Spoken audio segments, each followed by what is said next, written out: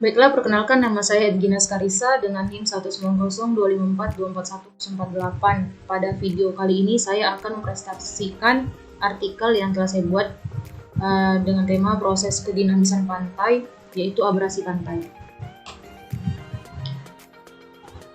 Pantai merupakan bagian dari wilayah pesisir yang bersifat dinamis. Dengan kata lain, pantai dapat berubah dengan cepat sebagai bentuk responnya terhadap proses alam dan aktivitas manusia. Proses dinamika pantai sendiri merupakan proses alami yang dihasilkan oleh interaksi antara daratan dan laut. Selanjutnya ada faktor-faktor yang mempengaruhi dinamisnya lingkungan pantai. Yang pertama ada iklim, yaitu temperatur dan hujan. Yang kedua ada faktor hidrooceanografi seperti arus, gelombang, dan pasang surut. Yang ketiga ada pasokan sedimen, yaitu berasal dari sungai maupun abrasi pantai. Yang keempat ada perubahan muka laut seperti tektonik dan pemanasan global. Yang terakhir ada aktivitas manusia seperti penambangan pasir atau reklamasi. Selanjutnya itu proses abrasi dan sedimentasi merupakan bagian dari dinamika pantai yang menarik untuk dikaji, guna mengetahui faktor dominan yang mempengaruhi proses pantai.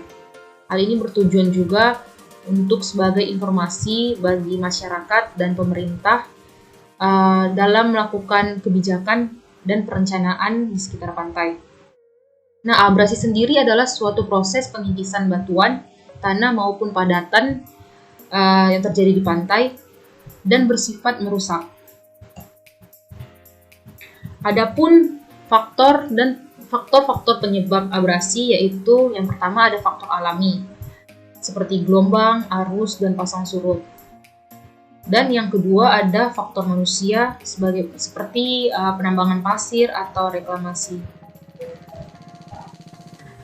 Nah, selanjutnya ada mekanisme terjadinya abrasi. Seperti pada gambar terdapat skema terjadinya abrasi. Yang pertama itu angin akan bergerak ke permukaan laut. Lalu gelombang dan arus akan menuju pantai dan akan menghantam bibir pantai. Lalu ketika gelombang menghantam bibir pantai, maka struktur batuan dan tanah akan pecah dan terkikis. Maka terjadilah abrasi.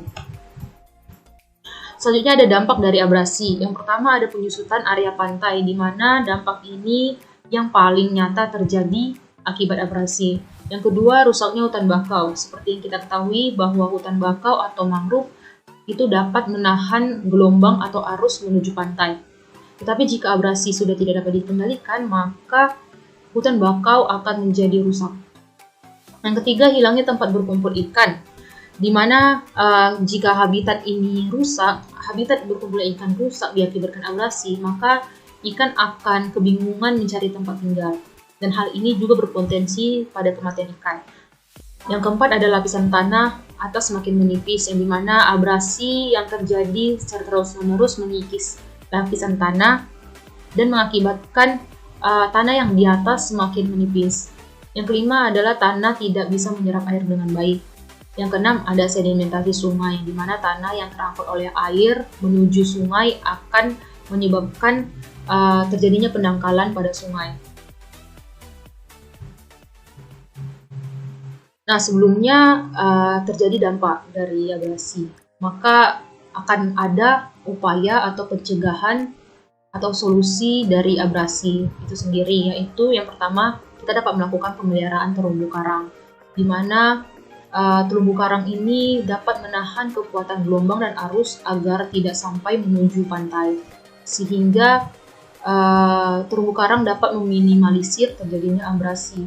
Yang kedua ada penanaman dan pemeliharaan pohon bakau.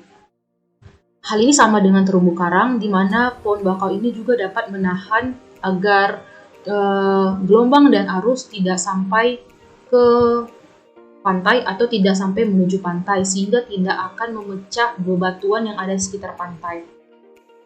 Yang ketiga adalah pelarangan tambang pasir atau kita bisa sebut regulasi, yang dimana hal ini penting dilakukan dalam upaya untuk mengurangi terjadinya abrasi di sekitaran pantai. Semoga video kali ini bermanfaat untuk teman-teman yang menonton. Saya ucapkan terima kasih.